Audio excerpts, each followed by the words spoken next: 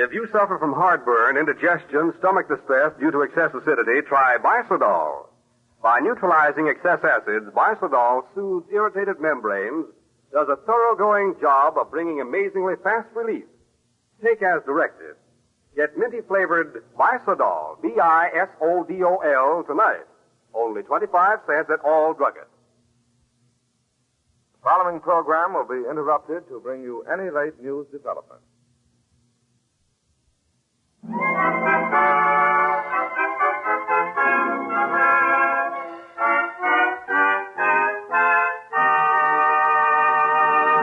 Mr. Keen, Tracer of Lost Persons, is on the air.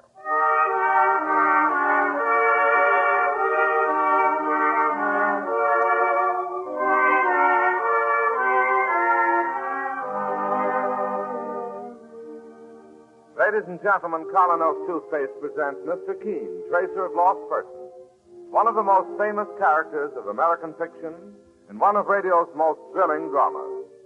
Tonight and every Thursday night at the same time, the famous old investigator will take from his file and bring to us one of his most celebrated missing persons cases.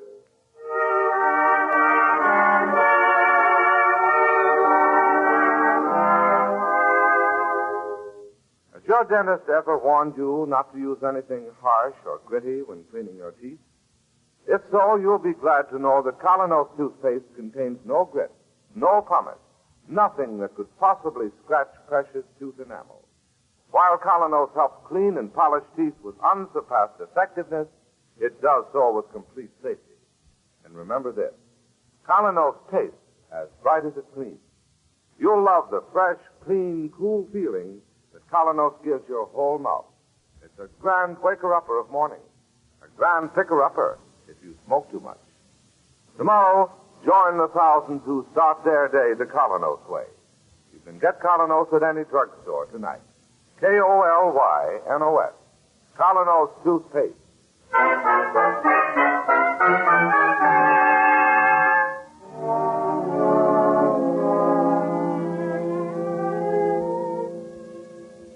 Now for Mr. Keen, Tracer of Lost Persons, and the case of the woman in blue. Today in Mr. Keen's office, an obviously nervous and unhappy young Air Force lieutenant awaits the Tracer's return, while Susie, Mr. Keen's attractive young office assistant, does her best to make him feel a little more comfortable and at ease. Are you sure Mr. Keen will be in soon, miss? I'm positive, Lieutenant. You see, I haven't got much time, and this is important. I understand. Mr. Keen phoned half an hour ago and said he was on his way to the office. Won't you sit down and make yourself comfortable? I'm too nervous, thanks, anyway. 2 weeks. I beg your pardon? Oh, I was just talking to... Oh, I'm terribly sorry. I set the ash. Oh, that's quite all right. I'll get it. Here, let me... I'm sorry. I hit your head like a clumsy idiot. Well, if you don't relax, Lieutenant, we'll both be nervous wrecks. Oh, here's Mr. Keen now. Morning, Susie. Good morning, Mr. Keen. Your mail's inside. Thank you. This is Lieutenant Lampson, Mr. Keen. Oh, how do you do? I'm very glad to know you, sir. Could I see you for just a few moments, Mr. Keen? I have a favor to ask of you, and Come into my office, Lieutenant. Oh, thank you, Mr. Keen. Careful, Lieutenant. You don't want to knock the typewriter over. Oh, I think I've done enough damage already. This way, Lieutenant. Please sit down. Well, thanks, but I'd just as soon stay. All right. Suit yourself. Now, what's the trouble? Well, first of all, I'd like to say that the reason I'm in such a hurry is because I'm going back overseas again in 2 weeks when my leave expires. I'm in the Air Force. Yes, I noticed your wings. I also noticed you're wearing a Distinguished Flying Cross ribbon and 3 oak leaf clusters. Yes, sir. Got them all in the South Pacific. Well, good for you. Well, I hope to be sent to England this trip. And if I could only see Francia again before I leave... Francia? Yes, sir. Mr. Keen, I don't think you're the answer to the lovelorn column, sir, and I know you're not dealing in service for the lonely heart. Not exactly. But, well, time is short. You see, I fell in love with a girl at a masquerade party 3 nights ago. And, well, she fell in love with me. She gave me her address, and when I went there the next day, the maid let me in, well, in a most mysterious manner. And then also with great mystery, she announced that Miss Francia Jones had gone away 2 days before and would be gone indefinitely. I see. She said there was no way to reach her, and, well, I could feel myself being pushed out of the house. I'm sure, sir, that something rotten is going on there. Something has happened to Fran. You mean you believe there's been foul play, Lieutenant? Well, if Francia had left town 2 days before, how did I come to meet her at a party just the night before? It's obvious the maid wasn't telling the truth, but it may have been for different reasons than you suspect. Would it leave a guy flat without a word of explanation after telling him...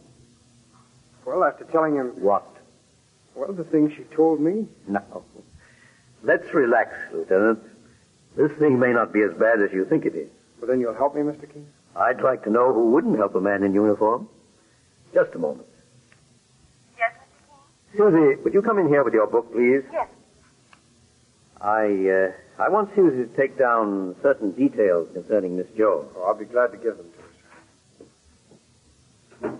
Yes, Mr. King? Susie, I'd like you to get the usual details from Lieutenant Lanston in regard to the missing person. Yes, sir. Now, what is Miss Jones' address, Lieutenant? So you're going over there now, sir? Well, the first thing I want to do is to find out why the maid told you that story. The address is number 18 Wickersham Road. It's in Westchester. And where can I get in touch with you? Oh, I'm staying at the Hotel Page, sir. All right. I'll call you there just as soon as I have some word. Oh, thanks very much, Mr. King. This means a great deal to me. I'm glad to help if I can. When Mike Clancy calls Susie, would you please ask him to meet me at that Westchester address? Yes, I will, Mr. King. And tell him to wait outside the house for me. Well, I'll see you soon with good news, I hope, Lieutenant. Well, thanks again, sir. Who is Mike Clancy? Mr. King's assistant. Oh, I thought you were his assistant, Miss. Oh, I'm one of his office assistants. And I wish you'd just call me Susie. There's no need to be formal. All right. My name is Don. Don. Now, the lady's name, please. Miss Francia Jones. And her age? Oh, I'd say she was about 24. That's my age. Color of hair? What? What color of hair does Miss Jones have? Well, I don't mean to sound like a police sergeant taking notes, but we need all those details. Of course, I understand. She has, well, honey-colored hair. Honey-colored? Yes. Her hair is about your color. Oh, I see. Eyes? Beautiful. What color? Oh, green. Height? Just high enough to make a wonderful dancing partner. Oh, about 5'4". Weight? Oh, about, well, let's see, I'd say, well, 140 or so. 140? Why, she must be, Must be what? nothing. Oh, she's not fat. Oh, gosh, no. She's no heavier than you are. I weigh 112. Oh, well, then that's what Francia would. I've never met a man who had any conception of what a woman should weigh. Why, good heavens, if I weighed 140, Well, let's not go into that. Any other details that would make her easily identifiable? Scars or birthmarks?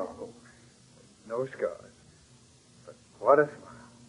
And when we met, she was wearing a dazzling light blue evening gown. She was, well, a vision in sort of starlight.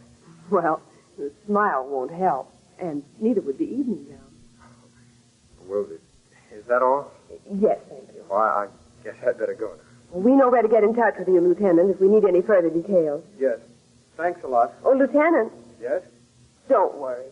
Mr. Keene will find her for you, I'm sure. Oh, I hope so. Thanks for being so nice. So long. Goodbye, and good luck. Honey-colored hair, green eyes, 5 feet 4 inches tall, 112 pounds. Why, he could just as well have been describing me.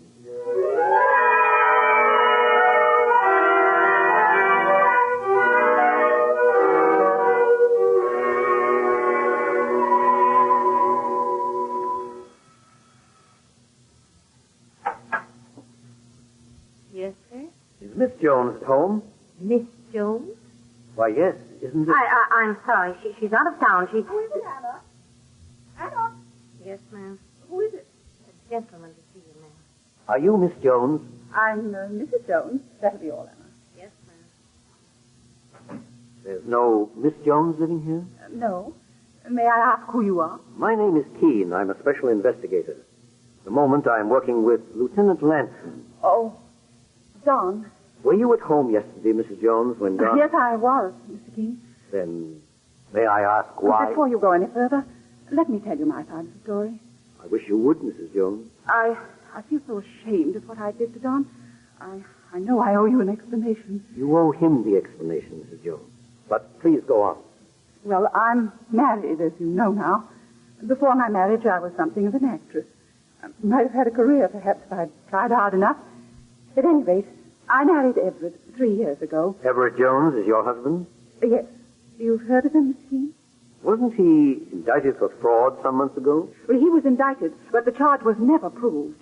He was acquitted in both cases. There were 2 indictments? Yes, but, well, that's neither here nor there.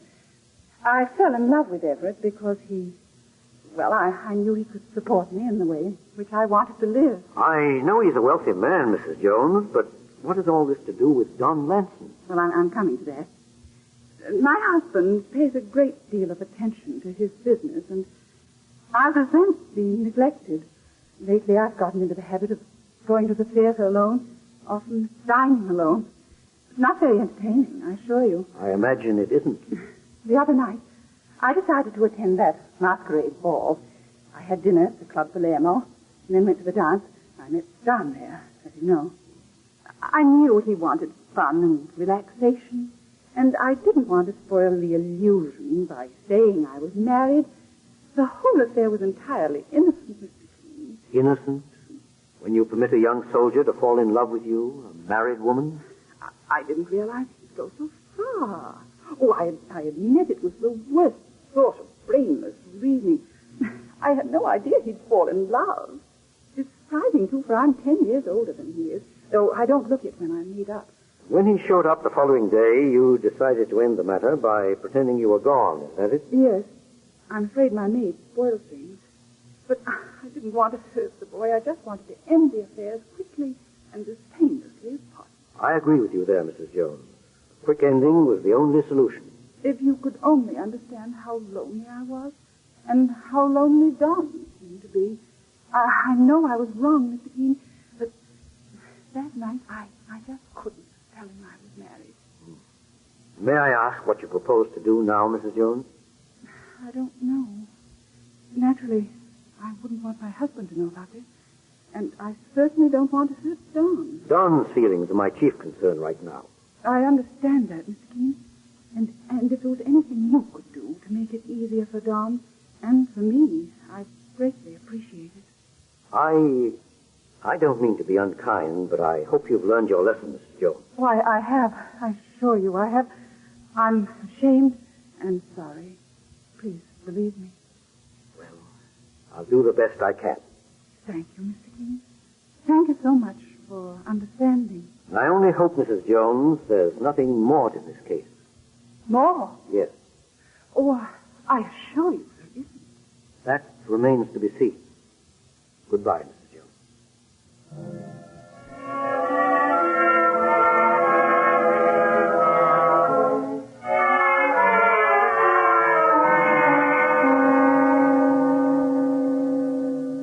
And that's all she told me, Mike.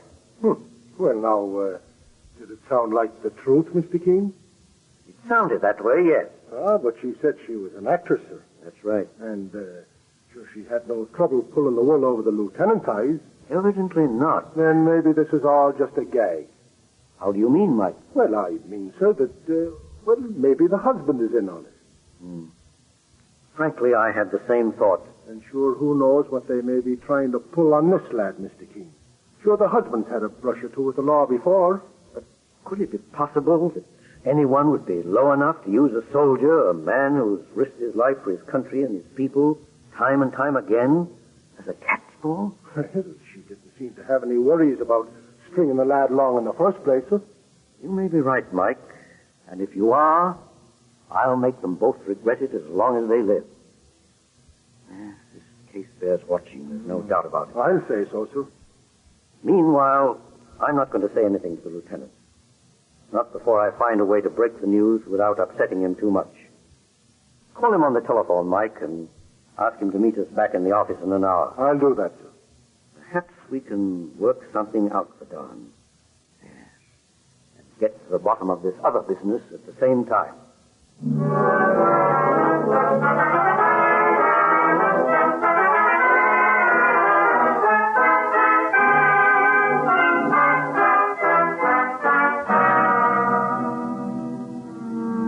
In just a moment, Mr. Keene will continue with the case of the woman in blue. Meanwhile, if your own dentist or physician has at some time given you an envelope containing Anacin tablets, you're already familiar with this highly effective pain-relieving agent.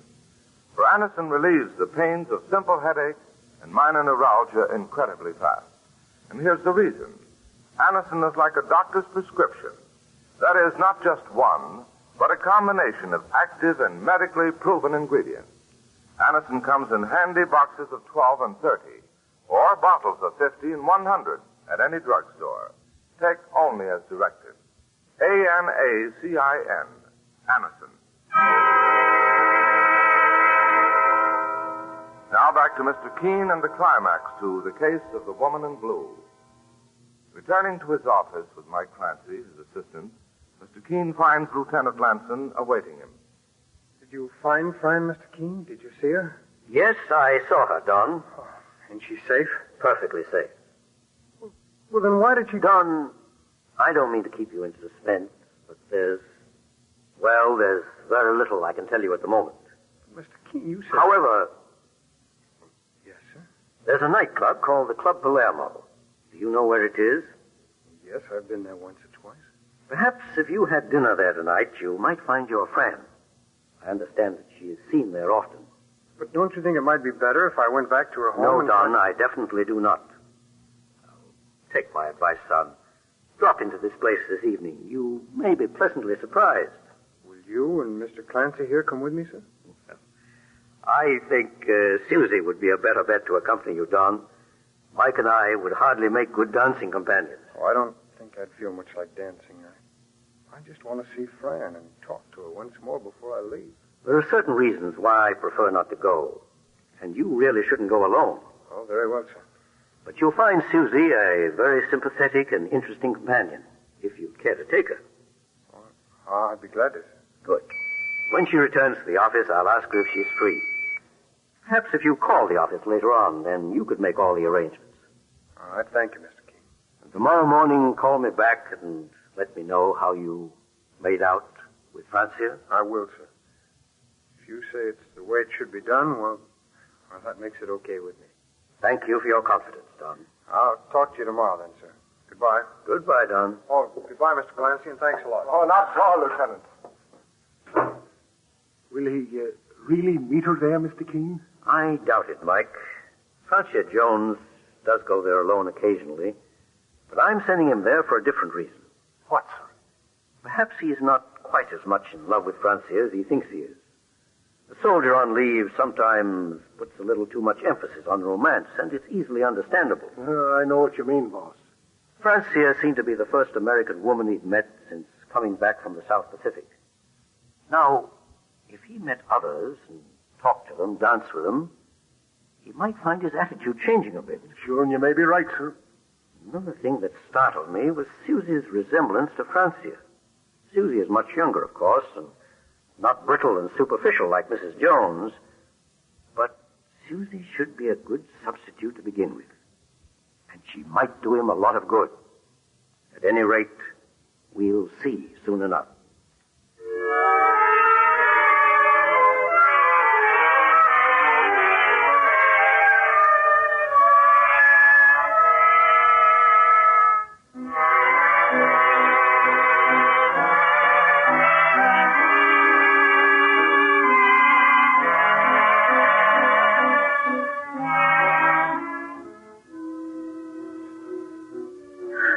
Wonderful place, Donnie. It's so glamorous. Yeah, I rather like it myself, sir. Oh, it was very sweet of you to ask me to come. Do you see Francia in the crowd? No, not yet. Oh, perhaps she hasn't arrived.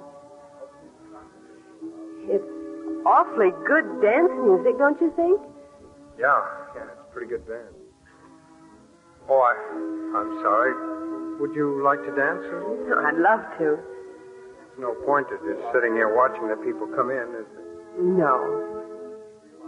Susie, I'm sorry. That wasn't a very tactful thing to say. Well, that's quite all right. I understand, Don. Well? Hmm? Oh, the dance. Well, sure. Let's go, huh?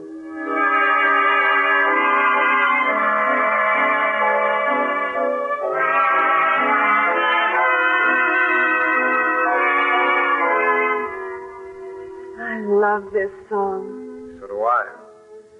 Hey, you're a swell dancer, Susie. So are you. And, well, I guess I should have said this a long time ago. You look very pretty in that glittery blue dress. It's never too late to say that. Thanks. You know, somehow I feel a little more relaxed right now than I have in days. Oh, it's the atmosphere and the music. No. I'd say it was more... More what? More you. Well, what was that step you were doing before? Let's try it again, huh? All right.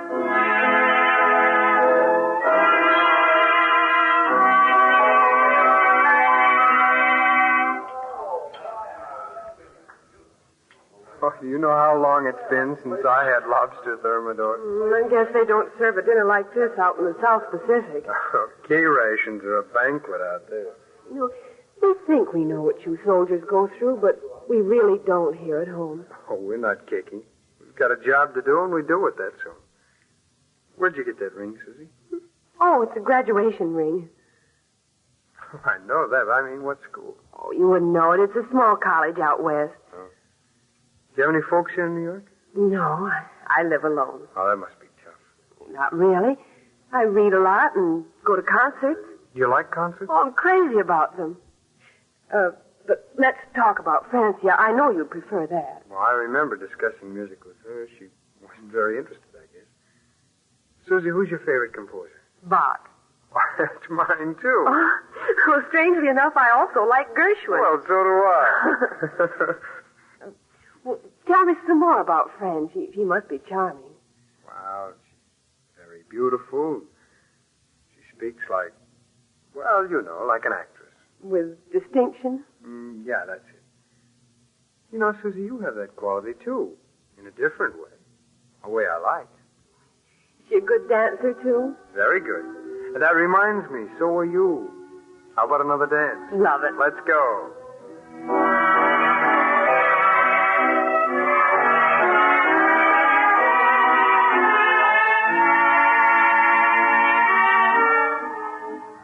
Oh, I'm having a wonderful time. Are you? I'll say I am. Oh, this is one of the things we missed so much out on the island. And boy, oh boy, am I going to make up for lost time.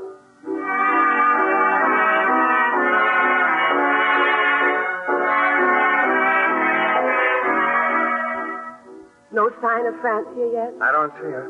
Look, here's a new step I picked up, Susie. I think you'll like it.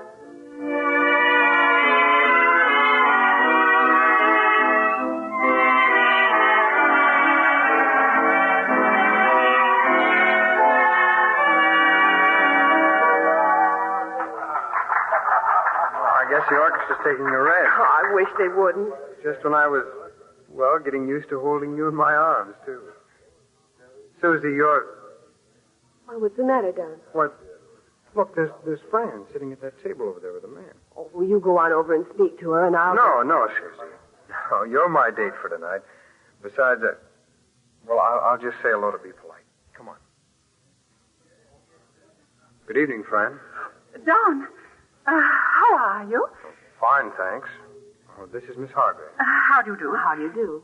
This is my husband, Don. Edward, I want you to meet Lieutenant Lamson and Miss Hargrave. How do you do? How do you do? I'm glad to know you, Mr. Jones. Well, Fran, it was nice seeing you again. And you. Glad to have met you, Lieutenant. I'm glad to have met you, sir. Bye. Goodbye. Have fun. Married, and she never even... Do you want to leave, Don? Leave? Why, my gosh, no, I'm having the time of my life. I guess I just never saw her before this way. Fran? Mm-hmm. And, Susie, I don't even care. I'm not kidding now. I'm glad it turned out this way. And I'm glad for you, Don. Susie, you and I are going to have an evening. We'll do the town and just talk and talk until the crack of dawn. How about it? Anything you say, Don. Maybe I'm crazy, but I feel like I'm on wings. Oh, boy, what a break I got, Susie, when I met you.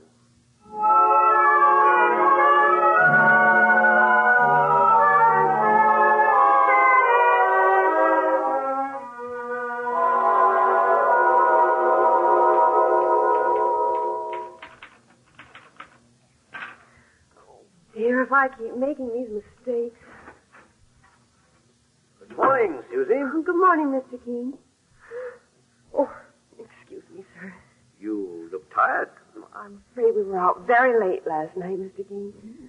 Did you have a good time? We had a wonderful time. We met Francia Jones and her husband. At the nightclub? Yes, Mr. Keene. Well, that was something I didn't really count on. Oh, but it was quite all right. In fact, it didn't mean a thing to Don. He was really happy to put an end to it all. Is that so? I know he wasn't in love with Francia. In fact, I'm sure of it now. You are? Why, Susie? Well, I think he's in love with me, sir. That's something else I didn't expect. And I'm in love with him, Mr. Keene. Terribly in love. It frightens me a little. Why should it frighten you?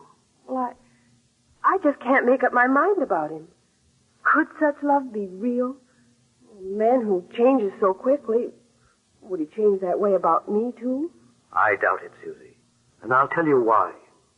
Love isn't something to be reckoned with in regard to time or place. It just happens, that's all. And when it's genuine, you know it. Of such things, romance is made, Susie. Mr. Keene's office. Susie? Don. How are you, darling? Oh, just fine, dear. Well, you want to speak to Mr. Keene? He's here. Mm-hmm. Before I do, darling, remember our dinner date tonight. I will. Mr. Keene. Thank you. Hello, Don. Hello, Mr. Keene. I suppose Susie told you about last night. Yes, she did. But you mustn't judge Francia too harshly, Don. Oh, I'm not, sir. At first I thought that they might be taking advantage of you in some way. That's why I didn't tell you everything at first. But I think it's pretty obvious now that wasn't the case. Well, sir, that isn't very important to me right now. You've been wonderful. And in return, I think I ought to give you fair warning, sir. Warning of what? Well, after the war, when I come back, you're going to lose a darn good office assistant. Well, when that time comes, perhaps we can effect a compromise. Beneficial to both sides. All right, sir, okay with me. And as far as Francia is concerned, this we must say for her, Don. She made a mistake and corrected it. Which was all the luck in the world for me.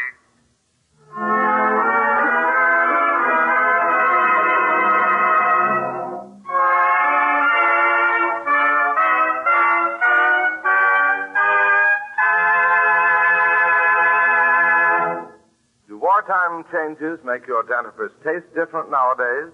Why not change to Colonos, the toothpaste that really tastes keen? You'll find its delicious minty flavor, its tangy, refreshing taste, chases morning mouth in a hurry. Yes, there's a zip and a tingle to Colonos that leaves your mouth fresh and cool as a sea breeze. And while Colonos makes your mouth feel bright, it helps make your smile look its best. Just wait until you see how spick and span Colonos helps get your teeth. They look their loveliest because Colonos was specifically designed to help give your teeth the highest possible polish safely. You can get Colonos in any drugstore. K-O-L-Y-N-O-S. Colonos toothpaste.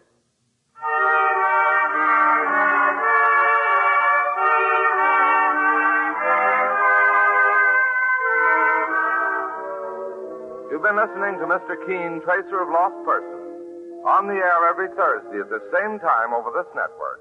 Don't miss Mr. Keene next Thursday night when the kindly old tracer turns to the case of the hidden motive. This is Larry Elliott saying good night for the makers of Colonos toothpaste and inviting you to listen to Friday on Broadway at the same time over this network tomorrow night.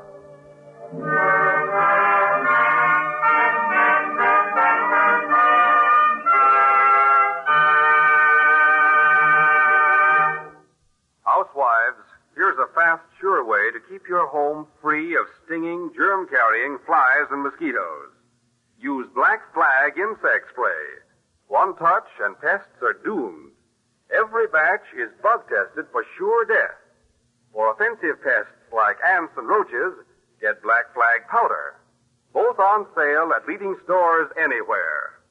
This is CBS, the Columbia Broadcasting System.